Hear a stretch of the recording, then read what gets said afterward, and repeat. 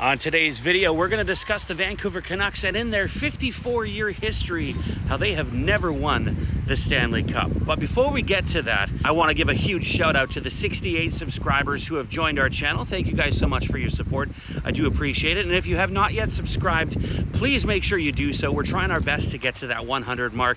Of course, 1,000 would be better, but baby steps, right, guys? So thank you so much if you have subscribed, but if you haven't yet, please make sure you do so. So let's get to the topic at hand. The Vancouver Canucks have been in the NHL for 54 years. 54 years, well, almost 55 years if you consider the upcoming season. But never have they ever won the Stanley Cup. They've had 3 opportunities to do so, 3 chances to win the Cup, and have lost each one. The first one, of course, was a blowout. They got swept by the New York Islanders in 1982. Before my time, it was the year I was born, so I didn't get a chance to cheer for the team or even see that run. But I did witness the 94 Cup run, and I did witness the 2011 Cup run. So let's talk about those two specifically because of what I remember. If you remember the 82 Cup run, please comment down below. Tell me what your thoughts on the team were that year. I'm not sure, from my own experience, I'm not sure how I can relate the 82 Cup run to 94 or 2011 for that matter. But I do believe, I do believe the 2011 team was a better team than the 94 team, just based on overall depth on the team.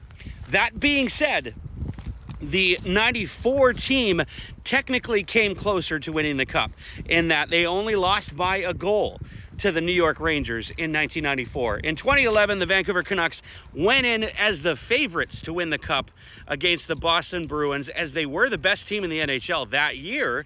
But the Boston Bruins did take them to Game 7, and then, of course, the Bruins beat them 4-0. So the Canucks could not score against Tim Thomas and the Boston Bruins. It was definitely heartbreaking. I feel like both were heartbreaking on their own level.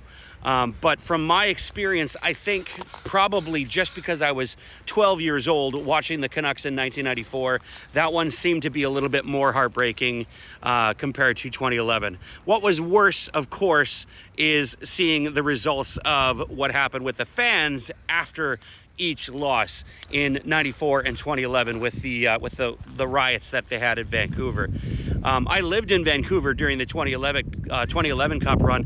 It was so exciting, kind of walking around the city and getting to be a part of all those parties and excitement with the team. But unfortunately, the results in the end were not favorable for any of those teams, whether it was 94, 2011, or 82. So what I want to know from your perspective, down below, give us a comment. Let me know, how do you feel between the 3 Cup runs? Which one, in your opinion, was the better Cup run? And I'm sure it's going to be determined based upon the age ranges of the people that watch these videos. But for me, I think the better of the better of the 3 Cup runs probably would be the 94 Cup run. And the reason behind that for me is just because I felt like they had to come from behind almost every round to make that Cup run what it was. So it was exciting all around, no matter what round, they made it an exciting round. 2011, you felt like Vancouver was always the better team. Like they deserved to be in the finals, but unfortunately just could not beat the Boston Bruins, who obviously, had to come from behind on their own to win that Cup. So let's talk about why Vancouver has never won a Stanley Cup. In my opinion, it comes down to one specific thing. And what that specific thing is bad decisions, which is very vague, obviously. But what I mean by that is, you have GMs make these poor decisions to try and get your team over the hump. So we look at that decision from a team perspective. Obviously, they wanted to do whatever they possibly could to make the team better, and that includes signing a player who basically drove the stake into the hearts of the Canucks in 1994 to win the Cup for the New York Rangers.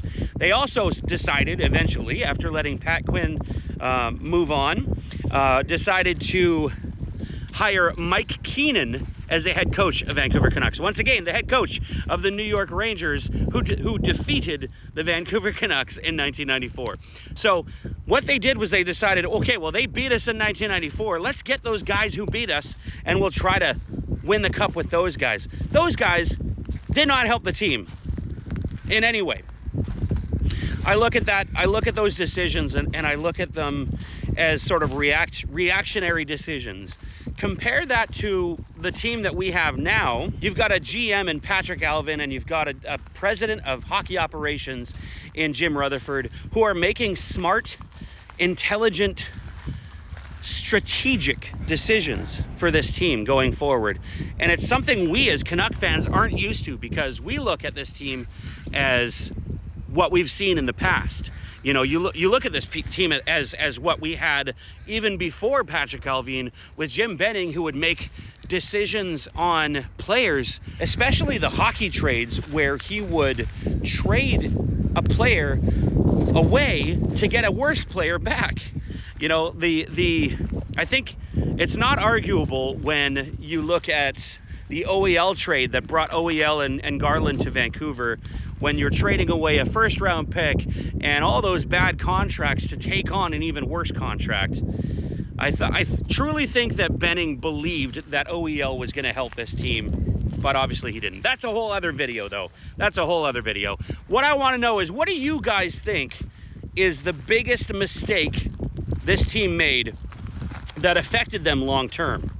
I look back at that Messier signing, and I think that hurt us, not just for that period of time where Messier was on the team, but I look at it and I think it hurt us longer because it affected us in terms of an energy level and in terms of like bad mojo, you know, if you believe in that kind of thing.